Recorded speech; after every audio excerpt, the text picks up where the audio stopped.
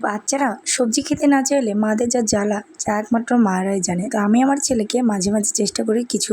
আজকে আমি ওকে ঢ্যাঁড়স দিয়ে একটা রেসিপি করে দিব। এর জন্য আমি 5টা ঢ্যাঁড়স নিয়ে নিয়েছি। ঢ্যাঁড়সগুলোকে আমি ভালোভাবে ধুয়ে নিয়েছি। এখন ঢ্যাঁড়সটাকে যদি বড় সাইজ হয় এভাবে মাঝখানে কেটে নিব। কেটে এরকম পাতলা পাতলা করে কেটে নিচ্ছি। নেওয়ার পরে এগুলো সব আমি 5টা ঢ্যাঁড়সই এভাবে কেটে নিব।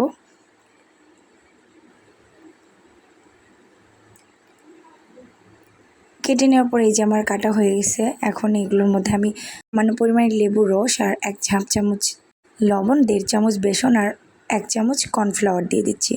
এখন এর মধ্যে আমি দিয়ে দিব জিরার গুঁড়ো, দিয়ে দিচ্ছি হলুদের গুঁড়ো, দিয়ে দিচ্ছি ঝালের গুঁড়ো। এখন এগুলো দিয়ে আমি মিক্সড করে নিব। আমার মিক্সড করাও হয়ে গেছে।